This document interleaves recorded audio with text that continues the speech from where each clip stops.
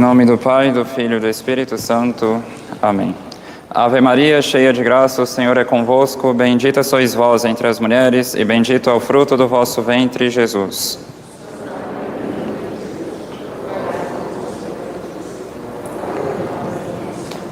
Nossa Senhora das Dores, em nome do Pai, do Filho e do Espírito Santo. Amém. Podem sentar-se. Então, apenas um rápido aviso. Após a missa, após cada missa, hoje, nesse domingo, teremos a bênção dos objetos, que será feita na sala de catequese.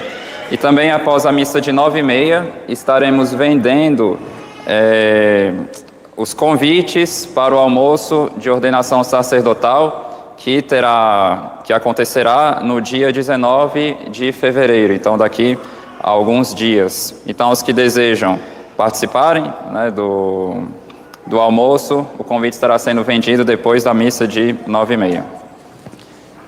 Então, no Evangelho de hoje, temos a bela parábola do joio e do trigo. Dentre as muitas coisas que o joio pode significar, uma delas é a tentação. Deus permite que seu trigo, ou seja, seus justos, cresçam em meio às tentações.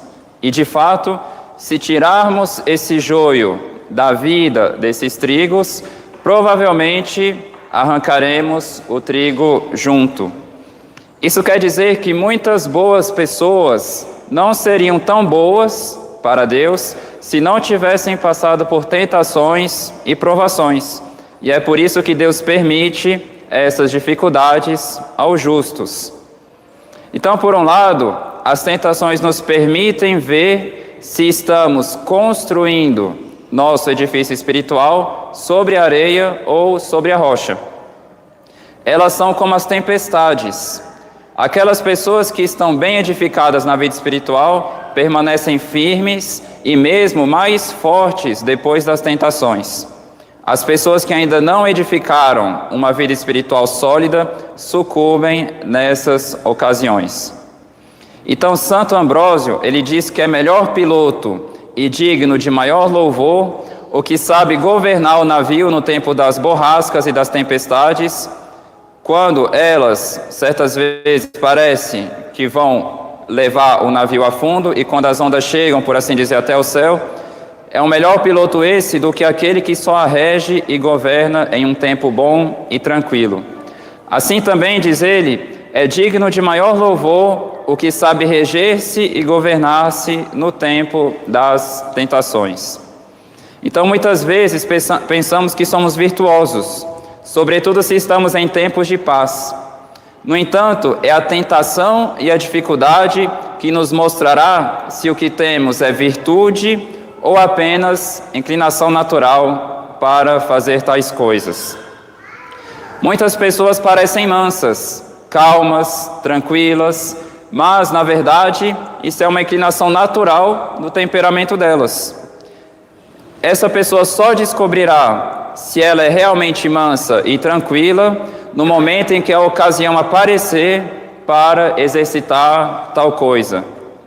Se, apesar da tentação, a pessoa permanece firme e constante na virtude e no bem, isso mostra que ela fazia aquilo realmente por nosso Senhor, e não unicamente por inclinação natural.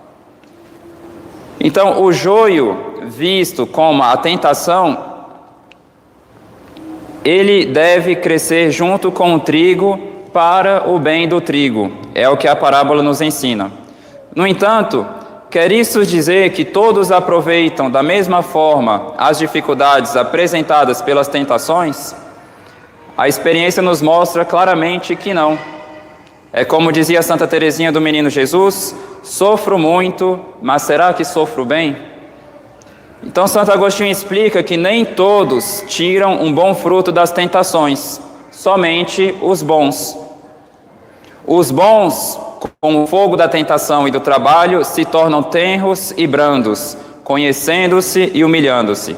Porém, os maus ficam mais duros e obstinados, como aconteceu com um dos dois ladrões que estavam ao lado, com um dos que estava ao lado da cruz de nosso Senhor Jesus Cristo.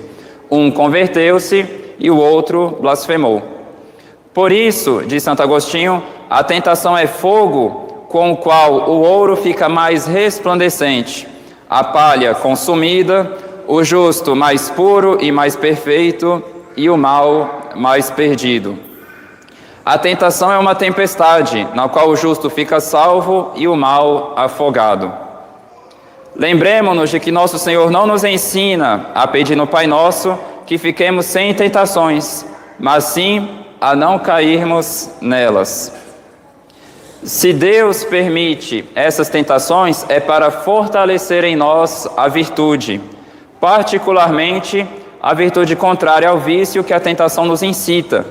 Então, São Boaventura diz que Deus costuma consolar e premiar extraordinariamente aos que têm sido muito tentados de algum vício e se mostraram fiéis na tentação, dando-lhes com grande vantagem e excelência a virtude contrária. É assim que os bons adquirem, por exemplo, a virtude da paciência.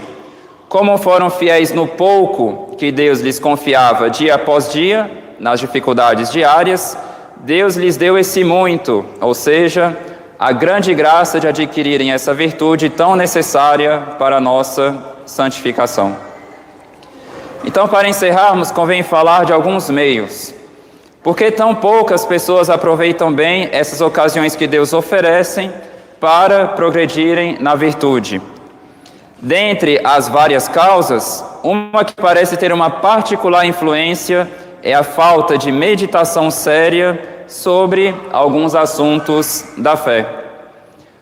Poucas pessoas param um certo tempo para conversarem com Deus e mastigarem certas verdades que as auxiliariam a melhor enfrentarem certas dificuldades. Por exemplo, diante de tais tentações, ao invés de se animarem em lutar por nosso Senhor, muitas pessoas desanimam, desesperam, perdem a confiança em Deus ou algo do tipo. Isso mostra que lhes faltou um pouco mastigarem melhor certas verdades, a fim de que elas tivessem uma consequência prática mais concreta. Como isso pode ser feito? Um católico deve saber separar um tempo para refletir em certas passagens da Sagrada Escritura. Então, por exemplo, aquela que Nosso Senhor diz: aquele que quiser me seguir, renuncie-se a si mesmo, tome sua cruz dia após dia e siga-me. Isso fará com que ele compreenda, o católico que medita nessas palavras, que quem quer ser amigo de Nosso Senhor deverá carregar sua cruz. Como diz São Paulo, estou pregado à cruz de Cristo. E ainda, o bom católico reflete bem nessas palavras de São Paulo apóstolo aos Coríntios: não vos sobreveio tentação alguma que ultrapassasse as forças humanas. Deus é fiel, não permitirá que sejais tentados além das vossas forças, mas, com a tentação, Ele vos dará os meios de suportá-la e sairdes dela.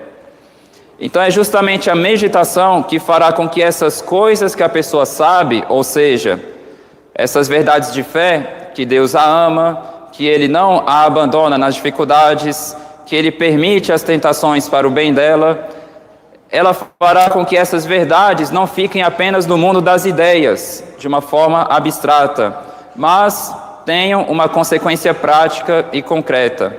Sem uma meditação séria, nós temos a tendência a nos esquecermos dessas verdades nos momentos de dificuldade. Então, sobretudo, peçamos muito aos corações de Jesus e de Maria essa graça de aproveitarmos bem essas dificuldades e tentações que Deus nos permite. Não cair em tentação é uma graça, e por isso nosso Senhor nos ensina a pedi-la. Busquemos, sobretudo, levantar a cabeça com coragem e confiança na ajuda de Deus no meio dessas tentações e, como diz São Paulo, busquemos lutar como bons soldados de Cristo. Em nome do Pai, do Filho e do Espírito Santo. Amém.